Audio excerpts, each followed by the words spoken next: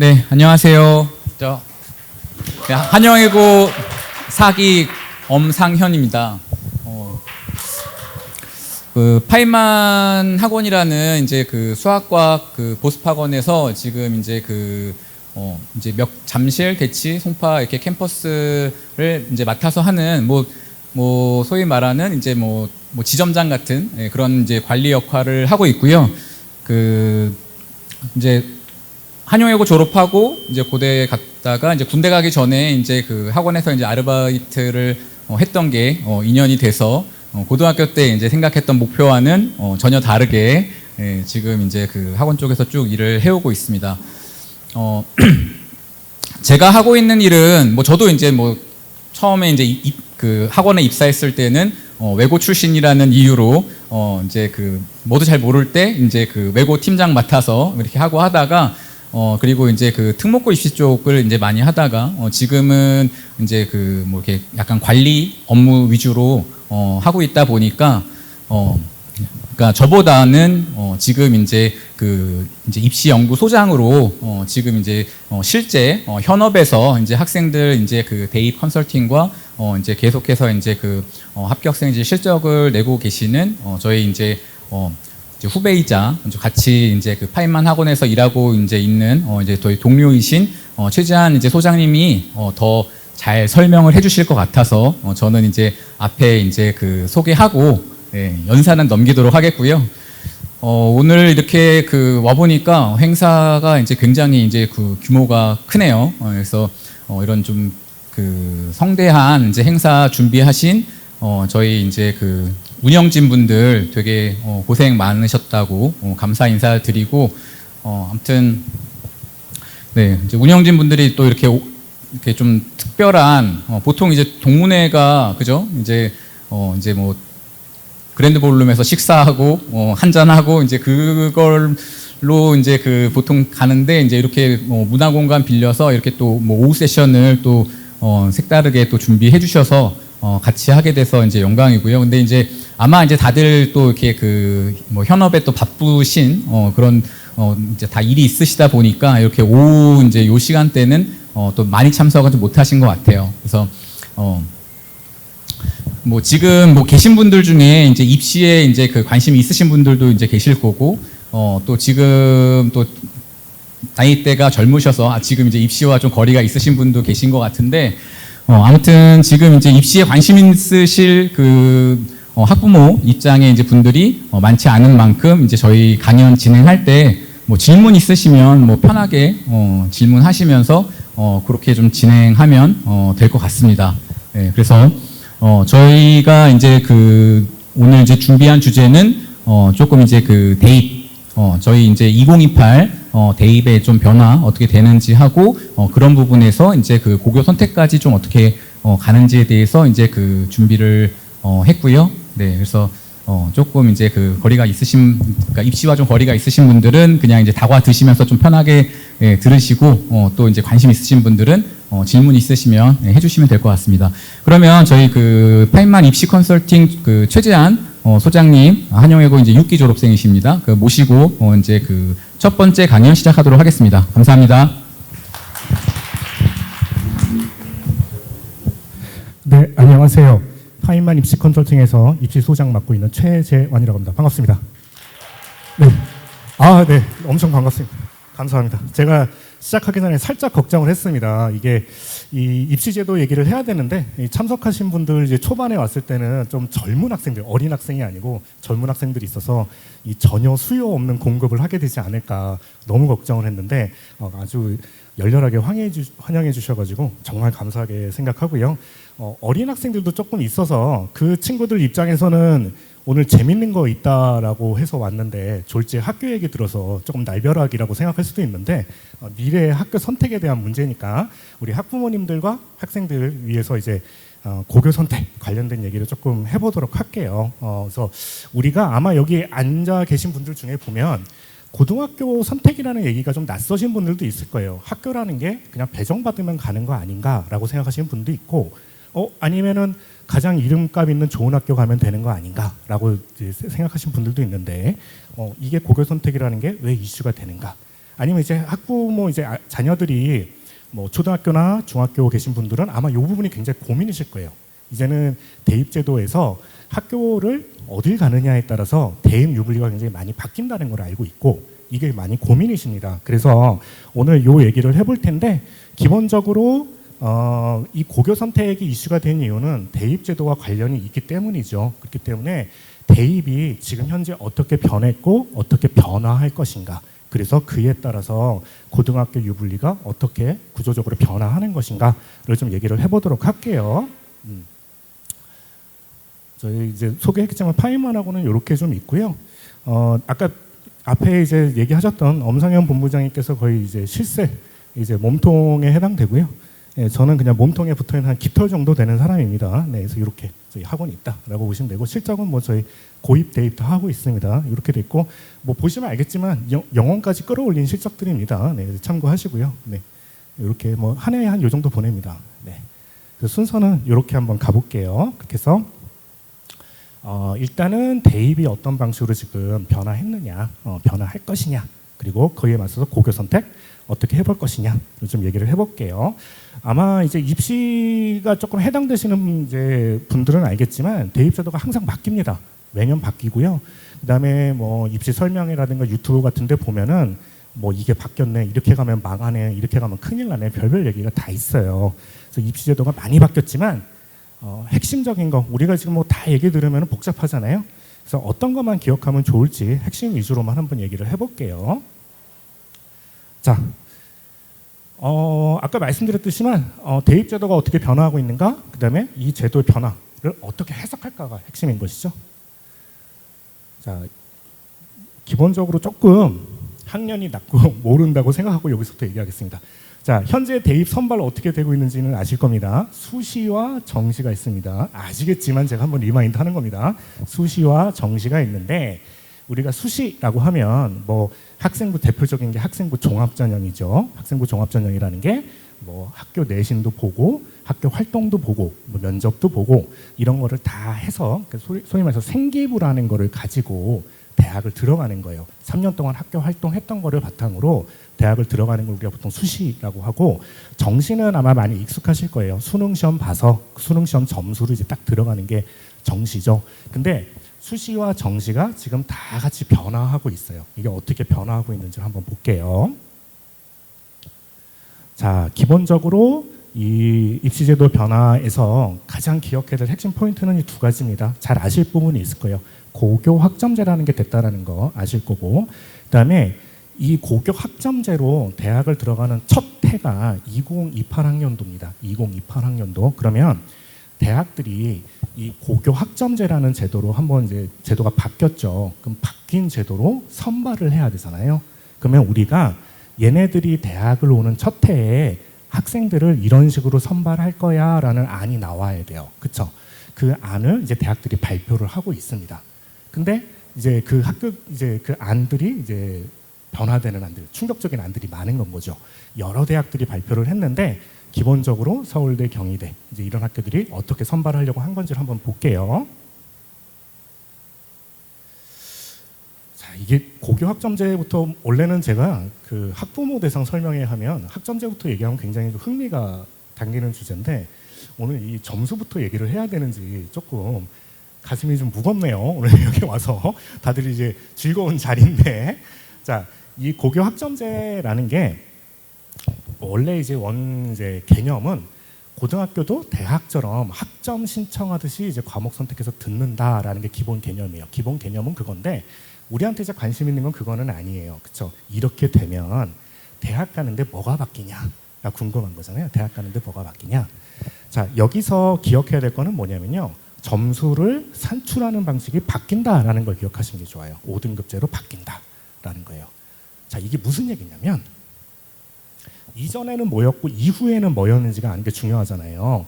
이전에는 뭐였냐면 점수를 9등급으로 냈어요. 9단계로 학생들을 이제 상대평가를 한 거란 말이에요.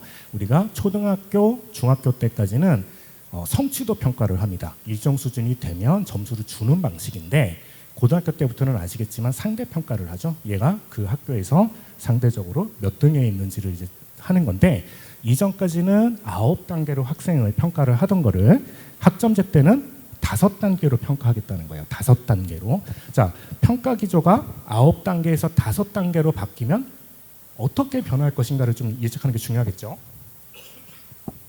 자, 이 표를 보시면 기존의 1등급, 2등급, 3등급, 4등급인데 기존의 1등급, 2등급이 비슷한 애들이 5등급제에서 1등급으로 바뀌었어요. 그 다음에 기존의 3, 4등급 학생들이 2등급으로 바뀌었습니다. 자, 여기 고등학교 학부모님도 있으실 거고 뭐 다양하실 텐데 9등급제 기준으로 제가 한번 여쭤볼게요. 자, 우리 3등급, 9등급에서 3등급, 4등급 받으면 우리 대학 어디 정도 갈 것 같나요? 고등학교 학부모님한테 이런 얘기하면 좀 가슴 아픈 거죠. 지금 막 우리 애 생각날 수도 있고 지금 막 그죠? 옆집에 생각날 수도 있고 그렇죠. 우리 3등급 한번 그냥 남이라고 생각하고 3, 4등급 정도면 대학 어디 갈 것 같으세요? 9등급제에서. 네? 1이면 뭐 그렇다 치고 3, 4 정도면 어디 갈까요? 어디 갈까요? 3등급 정도면. 아, 예. 역시 스탠다드가 다들 높으세요. 지방 바로 나오셨어요. 그쵸? 3등급 정도 사이면은 이제 인서울이냐 이제 그 바깥이냐가 이제 왔다 갔다 합니다. 사실 인서울하기 조금 어렵다고 봐야 돼요. 자, 그러면 우리가 여기서 고민되는 게 뭐냐면 이 9가 5로 바뀌는 거의 핵심은 내신의 척도의 폭이 넓어진 거잖아요. 폭이 넓어진 거란 말이에요. 자, 그러면 기존의 1등급, 2등급 애들도 한 그룹으로 묶여요. 그리고 기존의 3, 4 애들도 한 그룹으로 묶이는 겁니다. 그러면 여기에 처음에 5등급제에서 1등급 끝에 있는 애들은 상관이 없는데 1등급을 살짝 넘어서 2등급이 가는 학생들은 그룹이 어디까지 묶이냐면 여기는 인서울 라인인데 여길 넘어가면 경기도가 넘어가고 여길 넘어가면 이제 지방이 아니고 여기서부터는 뭘 고민해야 돼요? 네, 재수도 재수고 일부 학생에 따라서는 이제 한국에 잔류를 하느냐 해외를 가야 되느냐 이런 이제 그룹이 묶이는 건데 여기가 한 덩어리가 돼버리는 거잖아요. 그렇죠. 그러면 어떻게 되겠어요? 고민이 제일 큰 그룹은 여기에요. 그 기존에 2등급 문을 열던 애들이 있어요. 점수에서 이 11% 애들은 9등급 돼서 2등급을 받았는데 지금 5등급에서 2등급 끝을 문을 딱 열게 되는 거예요. 그러면 얘네들의 불리함은 너무 커지는 거예요. 지금 요게 진짜 제일 최악이 되는 겁니다. 그 다음에 여기 계신 분들은 아마 더 위에 해당할 가능성이 있어요. 우리 애가 꼭대기 1등급에 있어. 근데 얘네들이 예 죄송합니다. 예, 그리고 기분은 그렇게 한번 내는 걸로 그러면은 얘네들이 기존에 4%는 애들이 10%를 같이 묶이니까 최상위 그룹은 최상위 그룹대로 변별이 안 생기는 문제가 있고 그 다음에 기존의 5등급제에서 2등급의 문을 열면 걔들의 리스크도 너무 커져요. 아래 등급이랑 너무 많이 묶이니까. 그렇죠. 그래서 설명회 같은데 이제 만약에 이제 이런 고교 학점제, 고교 선택 설명회 같은데 하시다 보면 어느 설명회를 가면 내신이 정말 중요하기 때문에 내신을 잘 봤는데 무조건 잘 신경 쓰셔야 돼요 라고 얘기하는 설명회도 있고 내신의 변별력이 떨어졌기 때문에 다른 선택을 하시는 게 필요합니다 라고 얘기하는 설명회도 있어요. 둘 다 맞는 말이에요. 어느 측면에 집중하느냐에 따라서. 그래서 우리 이제 아이나 내 상황이 5등급제에서 일반고 가서 5등급제에서 2등급의 문을 열 것 같은 상황이면 이 친구는 전략이 어떻게 돼야 돼요? 최대한 2등급을 안 받을 수 있는 전략을 써야 돼요. 왜냐하면 2등급을 받았을 때 리스크가 너무 커지는 거잖아요. 기존에서 많이 커진 거예요. 그렇기 때문에 이 그룹에 있는 학생들 같은 경우는 학교 뭐 상관없이 2등급을 문을 내가 열게 되는 리스크를 최대한 없애는 선택을 해야 되는 거예요. 2등급을 안 받을 수 있는 선택을 무조건 해야 되는 거고 우리가 만약에 위에 있는 1등급 그룹이면 나는 변별력을 최대한 줄 수 있는 선택이 무엇인가를 고민해야 되는 거예요. 이렇게 그룹이나 목표에 따라서 학교 선택의 그 전략의 방점이 좀 달라진다라고 보시는 게 좋습니다. 네. 그렇기 때문에 대부분 이 11% 정도 선에 있는 애매한 상위권 같은 경우는 일단은 최대한 고르지도 말고 따지지도 말고 묻고 따지지도 말고 1을 많이 받을 수 있는 전략을 가는 상황이 돼야 되고 그게 아니고 윗등급에 있는 학생들 같은 경우에는 내가 변별을 줄 수 있는 전략이 무엇일까를 고민해야 되는 상황이 돼버린 거예요. 자, 이런 선택에 불을 지피는 것 중에 하나가 또 뭐가 있냐면 학생부에서 항목들이 계속 블라인드가 많이 됩니다. 가려지는 게 많아요. 근데 지금은 학교 이름을 모릅니다. 대학이 학교 이름을 모르는데 학교 이름을 가려도 여러 가지 단서로 이 학교가 어느 학교인지 좀 대학이 가늠을 할 수 있어요. 근데 그 중에 역할을 했던 게 하나가 표준 편차라는 수치가 있습니다. 표준 편차. 학생들 이제 고등학교 가서 학생부를 성적표를 띄워보면 등급도 나오고 우리의 점수도 나오고 우리 학교의 평균도 나오고 표준 편차도 나옵니다. 근데 이런 게 삭제가 되면 대학들이 이 학교가 얼마나 잘하는지 못하는지 알아보기가 좀 쉽지 않은 부분이 있어요. 일반고인데 잘하는 학교들 있잖아요. 이런 거 좀 보기가 힘든 부분이 있어요. 그러니까 이런 게 우리 학교가 굉장히 잘한다는 걸 당장 파악하기 좀 힘든 부분이 당분간은 있을 수 있다. 라고 보고 있어요. 그래서 이런 거를 조금 종합을 해보면 5등급제로 인해서 등급을 나누는 급 간의 폭이 증가하고 이런 학교를 알아볼 수 있는 단서들이 조금 지워지는 경우라면 자, 내가 5등급제에서 1등급과 2등급 사이에 언저리에 있는 학생이다 라고 하면 선택이 어떻게 돼요?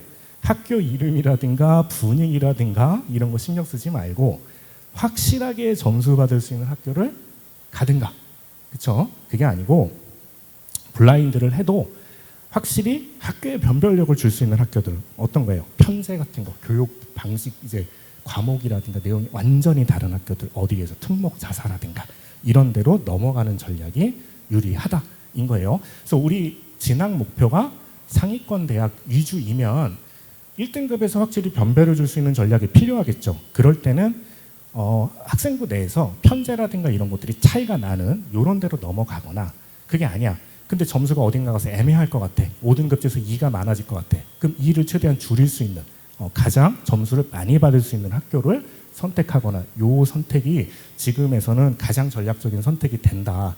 근데 보통 중학교 3학년 때 학교 선택할 때는 이렇게 선택하기가 쉽지가 않아요. 우리 동네에서 그래도 학생들이 많이 가고 싶어하는 학교, 분위기 좋은 학교 이렇게 갑니다. 근데 그 학교들 가면 누가 다 있어요? 다 나랑 똑같은 생각하고 온 학생들만 있습니다. 그렇기 때문에 그 학생들끼리 뭉쳐서 같은 최상위 그룹을 형성하게 돼 상위 그룹을 형성을 해서 점수가 왔다 갔다 할 수가 없는 상황이 됩니다.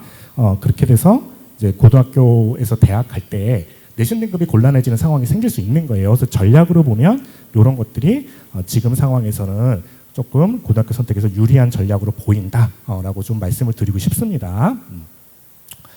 자, 그리고 요거는 이제 고등학교 간 다음에 우리가 좀 뭘 더 신경을 써야 될까라고 본다면 아까도 말씀드렸지만 내신의 폭이 증가했기 때문에 그만큼 내신의 변별력은 약해지는 것은 맞기는 해요. 비슷한 그룹대, 점수대 그룹이 증가한다는 얘기이기 때문에 그러면 대학에서 선발을 할 때 정량적인 내신 점수 말고도 변별력을 줄 수 있는 수단이 뭔지 그래서 고민할 수밖에 없어요. 그런 게 바로 서류, 면접, 수능, 최저 이런 것들입니다.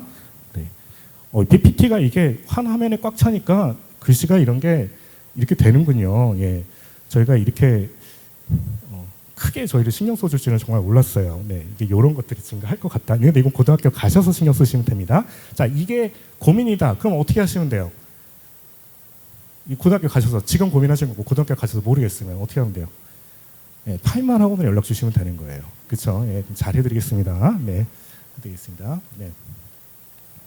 요 이제 학교가 이제 우리가 애들을 어떻게 선발할 거냐라는 걸 이제 아까 얘기해야 된다 그랬잖아요. 그래서 이제 요 학교들이 우리가 학생들을 어떻게 선발할 거야라는 안을 가져왔어요. 여기서 좀 고민되는 것들이 뭐가 있냐면 이제 이 첫 번째예요. 요게 지금 대치동이나 이런 데서 제일 고민인 거예요. 무슨 얘기냐면 아까 서두에서 대학 선발은 정시, 수시와 정시가 있다 그랬잖아요. 앞에 얘기는 좀 수시에 관련된 얘기입니다. 그렇죠? 학교 생활을 가지고 대학을 들어가는 거니까. 자, 정시는 아까 말씀드렸죠. 어떻게 돼요? 수능 한 방으로 보통 가는 게 정시 전형이죠. 그렇죠? 우리가 이제 인생 한 방 거는 경우가 많잖아요. 근데 이제 정시는 전통적으로 수능 점수로 가는 게 정시 전형의 핵심인데 여기서 이제 고민되는 게 뭐냐면 서울대학교가 이걸 들고 나왔어요. 정시인데 학생부를 보겠다고 들고 나온 거예요. 그러니까 학생부를 보겠다는 얘기는 뭐예요?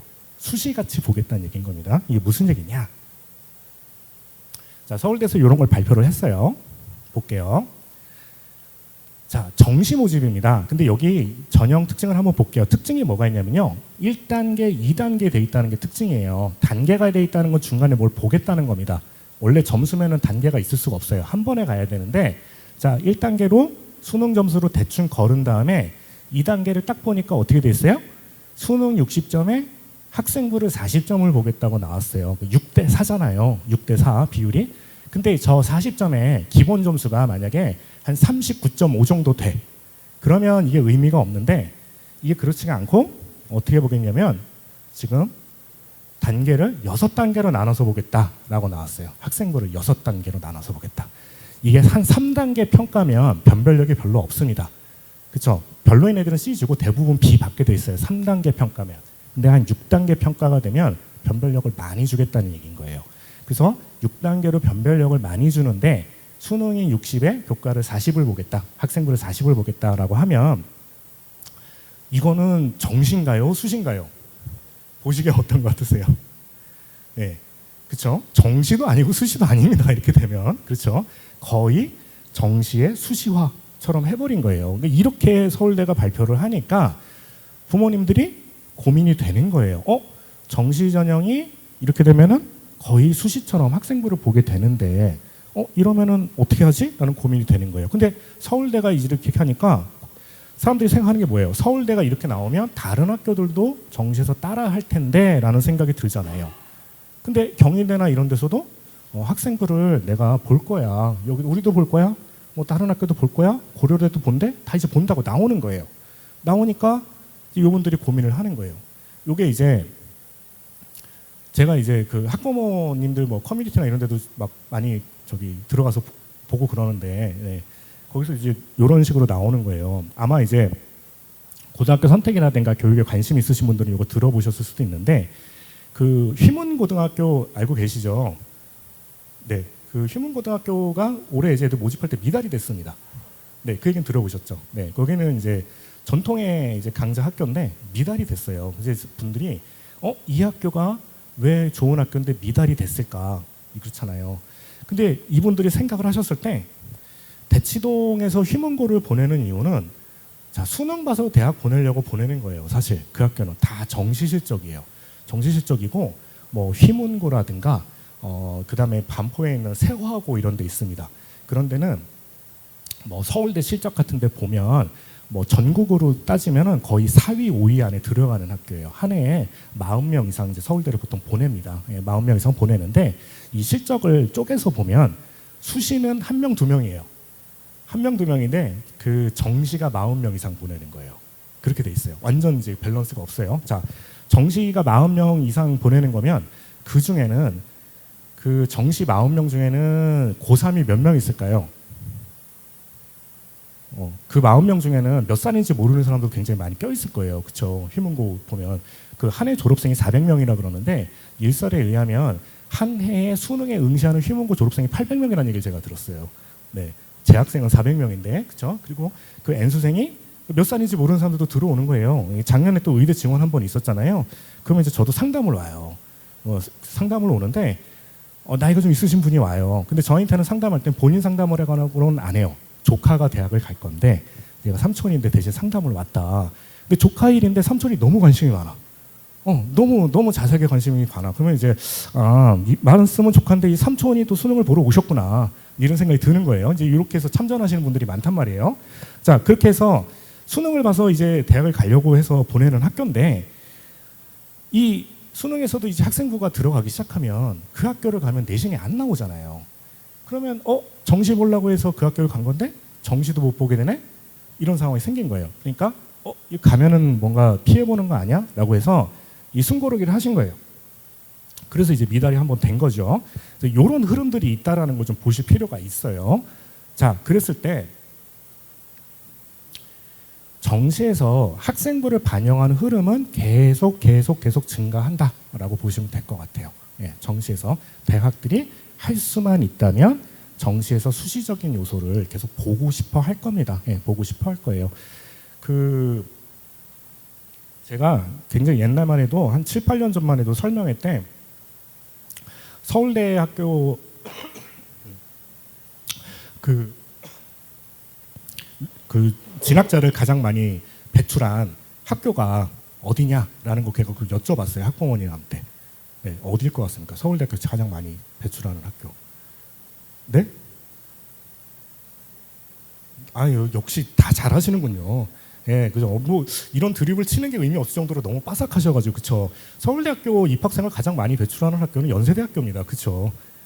예, 연세대학교예요. 그쵸. 그 농담으로 했을 때 뭐 많이 얘기하세요. 뭐 무슨 고등학교, 뭐 서울과학고등학교냐 많이 하는데 아니에요. 연세대학교가 제일 많이 배출해요. 하는데 요즘에 이제 그렇게 얘기는 안 하고 의대생을 가장 많이 배출하는 학교가 어디냐. 이거 제가 보통 요즘엔 그렇게 해요. 이제는 의대생을 제일 많이 배출하는 데가 그럼 뭐 저기 뭐 외대부고냐 상상고냐 뭐 이런 얘기 많이 하거든요. 그럼 이제 예상하셨겠지만 어디겠어요? 예, 서울대학교입니다. 그렇죠? 그래서 수능 시험 전날이 되면 서울대학교 이제 커뮤니티 같은데 글이 올라옵니다. 수능 시험 전날이 되면 커뮤니티에 얘들아 힘내. 우리가 누구냐? 전국에서 의대를 제일 많이 배출한 학교 아니냐? 내일 수능이다. 힘내자. 다 같이 힘내자. 이런 게 올라옵니다. 자, 물론 우스갯소리로 얘기했지만 이제 정시 같은 것들을 상위권 대학 중심으로 좀 이런 수시적인 요소를 넣고 싶은 게 이탈자가들 굉장히 많은 전형일 수밖에 없어요. 계속 딴 데로 넘어갑니다. 넘어가고요. 이게 뭐 농담 같지만 많이 이제 근처 우리 주변에서도 흔한 일이에요. 저도 지금 컨설팅 하는 학생들 중에 보면 첫 해에 그 대학을 이제 현역으로 들어갔어요. 들어갔는데 의대를 너무 가고 싶어 했어요. 가고 싶어 했는데 입학은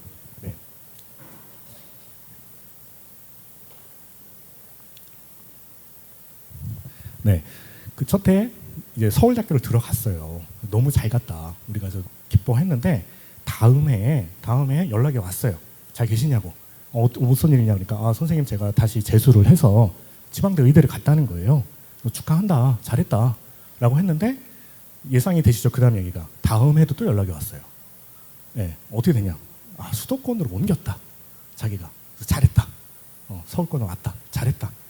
그리고 나서 다음에 연락이 오는 게 아니고 그리고 나서 상담을 하더라고요. 선생님 제가 다음에도 한 번 더 해볼까 생각을 하는데 어떻게 생각하시냐. 그래서 3번 했으면 됐다. 그만해라. 더 하는 거는 의미가 없다. 근데 본인 욕심이 나나 봐요. 계속 도전을 해보겠다고 하는데 다행히 그 친구는 이제 3번 해서 끊었습니다. 요즘에 어쨌든 학생들이 한 3, 4번은 해본다 이런 느낌이 있습니다. 이런 식으로 좀 연쇄적으로 이동하는 부분이 있어요. 그래서 학교에서 이런 식의 학생부 요소를 좀 보려고 하는 흐름들이 있기 때문에 고등학교 선택하실 때도 이 부분도 고민하실 필요가 있다. 그러니까 어떤 이제 내가 우리 아이가 지금 어린데 정시 볼 거야 수시 볼 거야는 아직 결정하기 쉽지는 않아요. 물론 중학생인데 아 얘는 딱 봐도 정시라는 게 결정될 것 같은 애들이 있어요. 특히 남학생들. 얘는 수시는 도저히 안 될 것 같고 얘는 딱 봐도 정시 같은 생각이 들었어. 지금 안 돼. 이미 안 되고 한 고3 1학기 때쯤 정신 차려서 그때 수능장 갈 것 같은 학생들.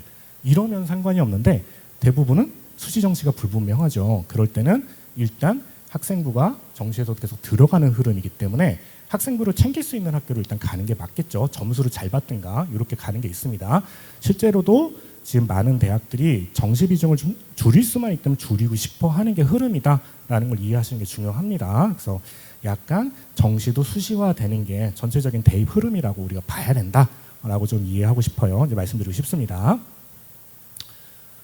자, 그래서 정시 수시 결정이 안 돼 있으면 웬만하면 이제 수시로 가는 것이고 그다음에 학교 선택할 때도 일단은 내신 점수 받을 수 있는 학교로 가시는 게 선택 상황에서는 지금 유리할 수밖에 없다. 여러 가지 이것저것 고려했을 때라고 좀 말씀을 드리고 싶습니다. 자, 그러면 학교가 여러 가지가 있잖아요. 우리 학교 종류도 많고 그다음에 고등학교 유형에 따른 특징이 있습니다. 여기에 따라서 유분리가 어떻게 되는지 한번 말씀드리고 누가 가면 좋을지 한번 말씀을 드릴게요. 요걸 보면서 우리 아이 어디 가면 좋을까 한번 얘기를 좀 해볼게요.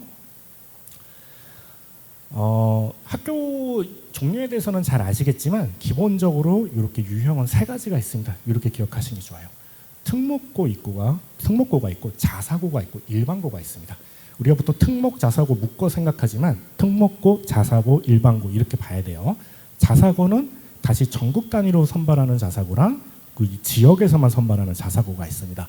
자, 특목고는 교육 목표가 여기 보시면 알겠지만 특정 분야의 재능을 가지고 있는 학생들을 위한 고등학교예요. 특정 분야, 이게 중요한 겁니다. 그래서 과학고, 외고, 국제고 이런 거예요. 그러니까 특정 목표에 이제 부합하는 교육 제도가 있는 거죠. 자사고는 자율적으로 운영할 수 있는 학교라고 되는 게 중요한 거예요. 자율적으로 운영 방식 결정권을 갖는 학교예요. 이 학교는 쉽게 설명하면 뭐냐면요. 일반고의 고급화 버전이라고 생각하시면 돼요. 일반고인데 좋은 학교, 그냥 고급 학교라고 생각하시면 돼요. 그 중에서 전국 단위로 선발하는 학교가 있고 지역 단위로 선발하는 학교가 있다. 일반고는 이제 우리가 아는 그냥 공립학교, 사립학교 일반적인 학교들이죠. 자, 이렇게 어떻게 차이가 나느냐? 가장 큰 특징은 교육 그 과목이라든가 그 편제가 다른 겁니다. 어떤 차이가 나는지 한번 볼게요. 자, 특목고는 아까 말씀드린 대로 특정 분야 재능이라고 했잖아요. 거기가 영재학교, 과학고, 외국어고, 국제에 있어요. 그럼 여기에 목표에 따라서 커리큘럼이 돼 있습니다. 과학고는 수과학 인재를 기르는 게 목표겠죠. 수과학 인재. 그러면 편제나 이런 것들이 수학, 과학 위주로만 짜여져 있어요. 그래서 기본적으로 국어나 영어나 이런 편제들은 최소한으로 돼 있고 수학, 과학 위주로가 편제가 굉장히 많이 돼 있는 학교다라고 보시면 됩니다. 그래서 시수가 압도적으로 많고 진도도 빨라요.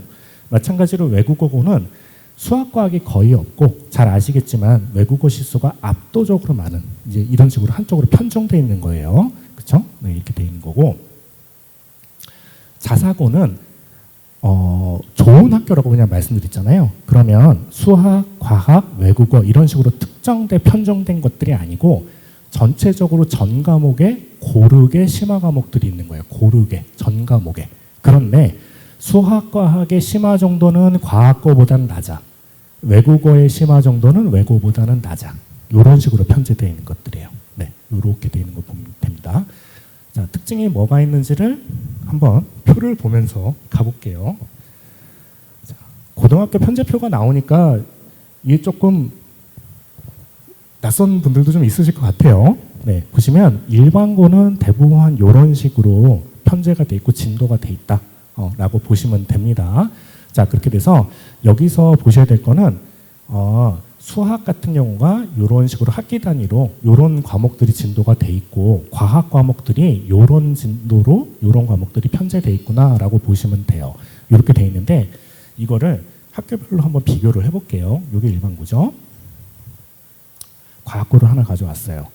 자, 보시면 이 색깔로 된 부분들이 일반고랑 조금 다른 부분들이에요. 그러면 여기 1학년 때 보시면 대수, 미적, 물화생지 이런 게 돼 있는데 자, 일반고랑 볼게요. 대수, 미적, 미적2 이런 게 2, 3학년 때 다 편성되어 있는 게 어떻게 되어 있나요? 과학고는 1학년 때 전부 다 끝납니다. 그 진도를 1학년 때 수과학 진도를 일반고를 다 끝내고 2학년부터는 과목들이 보면 희한한 과목들이 있죠. 고급 물리, 실험, AP, 이상한 과목들이 있잖아요. 그래서 수학 과목에 이제는 대학 과정이나 전문 교과들이 2, 3학년 때 쭈루룩 돼 있는 과목들이에요. 그런데 국어나 영어나 이런 것들은 정말 최소한도만 편성돼 있어요. 최소한도만. 네. 그래서 우리 아이가 만약에 수과학에만 되게 좋아하는 친구들이야. 그러면 이제 편제상이 이런 데가 유리하겠죠. 국어, 영어가 좀 별로 관심이 없어. 이런 식으로 되는 게 이제 과학고 특징이고. 자, 외고입니다. 외고는 반대예요. 반대라서 수학은 거의 일반고랑 진도가 똑같습니다. 진도가 똑같고요. 일반고에 있는 과목도 편성이 안 돼 있습니다. 그래서 수학과학은 일반고보다도 더 편성이 안 돼 있는 게 특징인데 대신은 잘 아시겠지만 전공어 과목들이 대부분 편성이 돼 있어요. 이런 것들이 이제 특징인 겁니다. 그래서 과고나 외고 같은 이제 특수목적 고등학교는 그 교육 목표에 맞는 과목들이 많이 편성되어 있는 것들이 특징이다라고 보시면 됩니다. 그래서 보셨을 때 우리 아이가 어느 쪽에 장점이 있느냐에 따라서 학교 선택의 유불리가 다를 수 있겠죠. 장점을 극대화하고 단점을 줄일 수 있는 방식의 학교 선택 가능하다라고 보시면 될 것 같아요.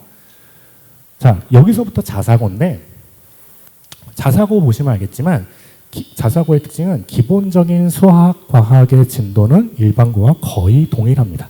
기본적으로 진도는 거의 동일한데 수학이랑 과학의 요 색깔이 조금 이제 파란색으로 된 부분이 있는데 일반고에 없는 이제 수학, 과학, 영어나 이런 과목에 심화 과목이나 특이한 과목들이 한두 개씩 섞여 있는 겁니다. 이렇게 골고루 섞여 있는 거라고 보시면 됩니다. 그래서 아까 말씀드린 대로 전공과 상관없이 고르게 고급 과목들을 이제 신청할 수 있는 것들. 근데 이제 수학은 보시면 알겠지만 과학고처럼 심화 과목이 많지는 않죠. 외국어도 그렇게 많지는 않고 이렇게 돼 있어요. 그래서 전사고끼리는 별로 차이가 없어요. 과목 편제가 별로 차이가 없고 외대부고 그다음에 뭐 하나고 이런 학교들도 과목 이름은 다르지만 기본적으로 과목 편제라든가 스타일은 비슷합니다. 네, 이렇게 보시면 돼요. 그다음에 민사고 이런 데도 대부분 스타일은 비슷하다라고 보시면 돼요. 특이한 학교들이 이런 학교들이에요. 우리 상상고도 많이 아실 것 같아요. 관심 있으신가요? 상상고 혹시?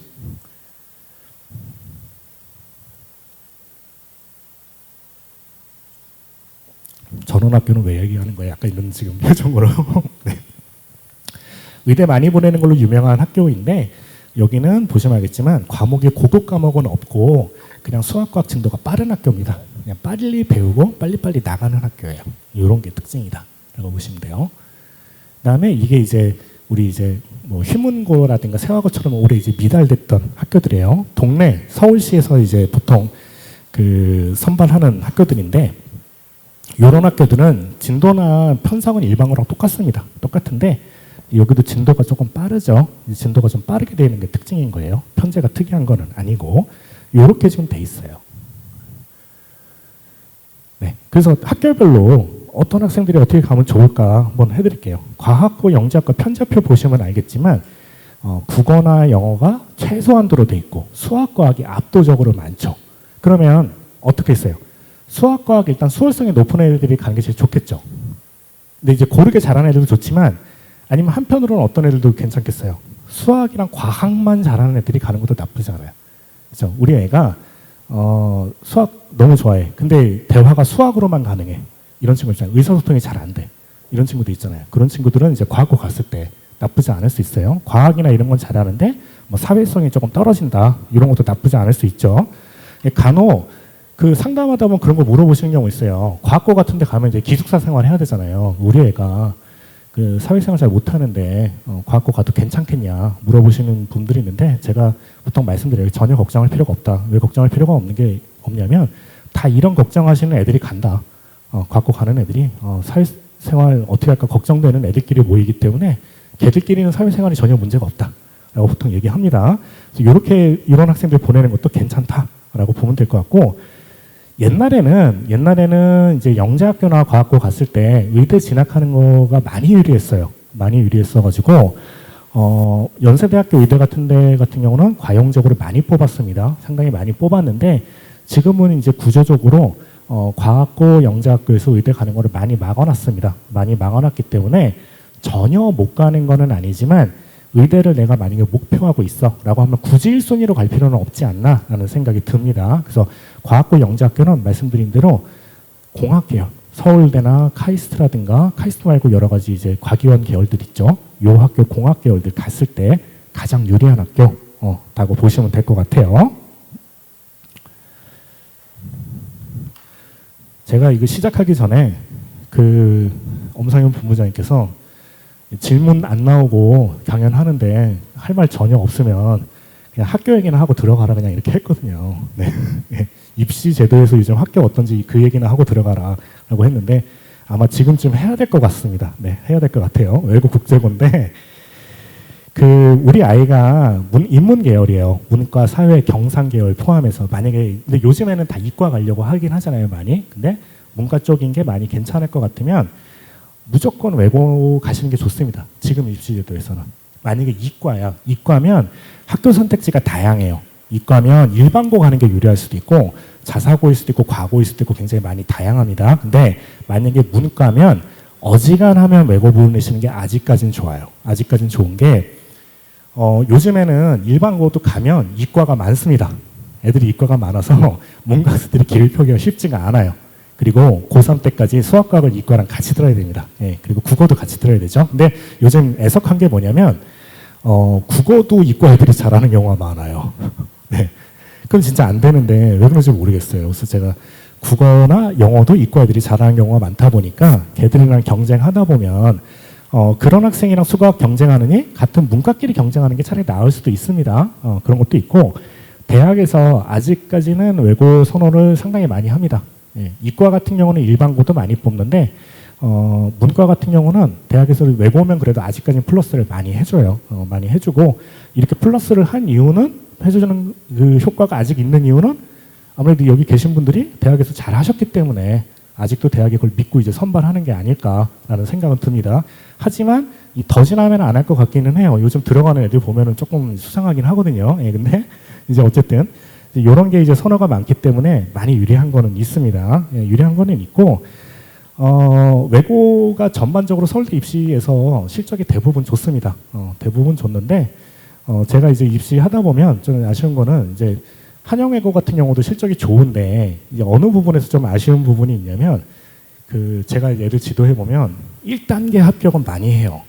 수시가 1단계 있고 2단계가 있잖아요. 1단계를 서류를 통과를 하고 2단계 면접을 해서 이제 최종 합격을 합니다. 그래서 서류 50에 면접 50입니다. 이렇게 돼 있는데 1단계 통과는 상당히 많이 하는데 이상하게 의외로 2단계 면접에서 많이 떨어지는 경우가 있더라고요. 저희가 봤을 때 1단계 선발자에서 2단계 선발비를 조금 낮아져서 최종 합격자들이 좀 숫자가 좀 적은 경우가 상당히 있어요. 생각보다는. 이런 부분들이 있다. 원래는 면접을 잘해야 되는데 면접에서 한 작년에는 별로 힘을 못 썼는지 이런 것들이 조금 있습니다. 또 어쨌든 우리 애가 문과 계열이다라고 하면 외고 진학하시는 게 절대적으로 유리하다라고 말씀드리겠고요. 과학고랑 전사고는 좀 컨셉이 살짝 달라요. 아까 말씀드린 대로 공부를 잘하면 요즘에는 일단 과학고를 먼저 이제 틀어야 하는 경우가 많아요. 이과가 많으니까. 근데 언론상으로도 아까 말씀드렸지만 과학고는 수과학 수월성이 있는 애들이 가는 게 맞고 공부를 고르게 잘하는 학생들은 전사고가 맞는 겁니다. 자사고가 맞아요. 고르게 잘하는 애들. 그래서 이 자사고를 가는데 우리 애가 뭐 수과학에서 영재성이 없는데 혹은 뛰어나지 않은데 가도 되냐? 이 중요하지 않습니다. 전사고는 그냥 고르게 잘하는 애들 가는 게 훨씬 좋습니다. 이 시험에도 좀 특징이 있는데 과학고 시험 같은데 과학고 가서 점수가 안 나오는 이유는 뭐냐면요. 시험이 어려워서 못 풀어서 그러는 거예요. 시험을 이제 과학고를 갔는데 문제가 어려워. 그래서 못 풀어서 점수가 안 나오는 거고 이런 학교는 못 풀어서 안 나오는 게 아니고 시험을 다 잘 봐서 안 나오는 거예요. 점수를 등급 따는 게. 예. 그래서 과학고 같은 데는 평균도 살짝 낮고 편차도 살짝 큽니다. 애들이 푸는 애들 있고 못 푸는 애들이 왔다 갔다 하니까. 근데 이런 학교는 평균이 많이 높아요. 외대부고 같은 데 보면 평균이 한 95점에 표준 편차가 막 3, 뭐 5 이렇게 돼 있어요. 그럼 생각이 어떠세요? 점수가 막 다다다닥 붙어 있을 것 같잖아요. 그렇죠? 그러니까 안 틀리고 다다다닥 붙어 있으니까 등급 따기 어려운 겁니다. 어려워서 못 푸는 게 아니고. 근데 어쨌든 골고루 잘하는 애들, 이런 학생들이 두루두루 잘하는 애들이 좋다인 거고. 아까 과학고랑 마찬가지로 과학고는 우리 아이가 사회성이 없는데 과학고가 더 괜찮을까요? 상담한다면 전사고 이제 그 지원하시는 분들은 우리 아이가 적극적이지 않은데 이런 데 가도 괜찮을 것 같냐 고민하시는데 적극적이지 않은 학생들이 갔을 때 되게 좋은 학교입니다. 이런 학교가 의외로. 네, 그런 게 있어요. 시키면 시키는 대로 다 잘하는 학생들 있잖아요. 그런 학생들이 이런 학교 갔을 때 더 좋을 수 있어요. 왜냐하면 학교에서 계속 미션을 주고 시키잖아요. 그렇죠? 그렇기 때문에 오히려 내가 어떤 활동을 해야 될까? 어떤 걸 설계해야 될까? 이런 것도 고민하지 않아도 학교에서 하는 대로 따라가다 보면은 어느 정도 서류라든가 이런 것들이 채워질 수 있는 장점이 있다라고 보시면 됩니다.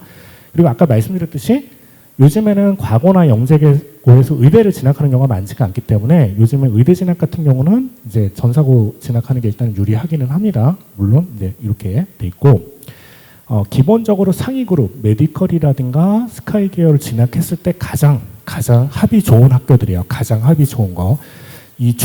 이 스카이권을 넘어가게 되면은 합격률이 급격하게 떨어집니다. 이런 학교들이. 네, 잘 궁합이 안 붙습니다. 그래서 이제 한 중경외시 정도부터 넘어가기 시작해 보면 그 학교에서도 전사고를 잘 안 뽑아요. 잘 안 뽑는 경우도 있고 또 가장 큰 이유가 여기 있는 학생들이 또 지원도 안 합니다. 네, 안 하기 때문에 서로 매칭이 잘 안 됩니다. 그래서 그 윗 대학 그룹들 지원할 때 가장 파괴력이 좋은 학교다라고 보시면 될 것 같아요. 그다음에 요건 이제 우리 지역에 꼭 광역자사고가 아니더라도 우리 지역의 좋은 학교, 이렇게 볼 수 있어요. 우리 지역의 좋은 학교들은 기본적으로 인원수가 많은 게 장점입니다. 인원수가 많은 게 장점이기 때문에 어쨌든 등급이 상대평가잖아요. 그럼 이 상대평가에서는 인원수 많은 걸 무시할 수가 없습니다. 무시할 수가 없기 때문에 이런 것도 장점이고, 과목을 내가 이과인데 예를 들면 어려운 과목 선택해야 되잖아요. 물리 같은 거. 근데 학교가 약한 데에 가면 물리 같은 걸 선택하는 애들이 없을 수 있어요. 인원수가 적을 수 있는데 이런 학교는 많아요. 그래서 그런 면에서 많이 유리합니다. 이런 것도 유리하고, 대학에서 블라인드 했을 때 조금 좋은 학교인지 알 가능성이 있다. 이런 것들이 장점이에요. 이런 게 장점이지만 대부분 내신 받기가 쉽지가 않죠. 그래서 상위 그룹에 들어가면 여기보다 좋은 학교는 없는데, 여기도 상위 그룹을 넘어가면 그냥 일반고랑 똑같다라고 생각하고 가시는 게 좋습니다. 근데 아까도 말씀드렸죠. 5등급제에서 가장 고민해야 되는 그룹이 누구라 그랬어요? 11% 그룹이라고 그랬죠. 그 11% 그룹들이 제일 많이 가고 싶어하는 학교가 여긴 이런 데입니다. 잘하잖아요. 괜찮은 상위권이잖아요. 그러면 무슨 마음으로 보내요? 우리 애가 가서 열심히 하면 되지 않을까라는 생각을 하죠. 그럼 학교 가보면 다 누구만 와 있어요? 다 나 같은 애들만 와 있어요. 열심히 해서 올 애들이 한 40%는 걔들끼리 있는 거예요. 그러면 중간고사 보고 나면 몇 등급 받는 거예요? 한 3등급, 4등급 받는 겁니다. 그쵸? 그리고 나서 기말고사 보면 공부했는데, 중간고사 공부 안 하고 받는 3등급이야. 자기가 이제 절치부심 해가지고 공부했어. 기말고사 보면 몇 등급? 4등급 나오는 거예요. 그럼 어떻게 돼요? 공부를 했는데 몇 등급이 떨어져요 하고 이제 집 나간다고 하는 거죠. 그죠? 그러면 이제 여기 가서는 효교의 목적을 못 이룰 수 있다. 그래서 그 정도 상위권이면 여기 가서 열심히 하면 되겠지라고 보내지 마시고, 그런 상위권이면 다른 데 가서도 잘합니다. 일반고 가서도 잘하는 애들이요. 모범생이기 때문에 이런 학교를 노리는 모범생은 차라리 일반고를 가셔서 유리함을 취하시는 게 제일 좋다인 거고, 여기는 둘 중에 하나예요. 1 받을 게 확실한 애들이 가든가, 아니면 얘가 진짜 정신 못 차렸어. 정신 못 차렸어 얘가. 그러면 일반고 가도 뭔가 곤란할 것 같아. 여기 보내서 정신이라도 차려라. 이렇게 갔을 때가 제일 좋습니다. 궁합이. 이렇게 보시면 좋을 것 같아요. 아까 말씀드렸듯이 애매한 상위권이거나 이렇게 가시는 것보다는 둘 중에 하나로 가시는 게 가장 좋습니다. 내가 볼 때는. 일반고는 대입에서 여러 가지 리스크도 있을 수는 있지만, 저는 아까 말씀드렸듯이 어느 정도 성실하고 열심히 하는 상위권이라면 여기서 승부 보는 게 제일 좋은 전략이라고 봅니다. 예, 유리합니다. 점수를 일단 받을 수 있는 것만큼 큰 장점은 없습니다.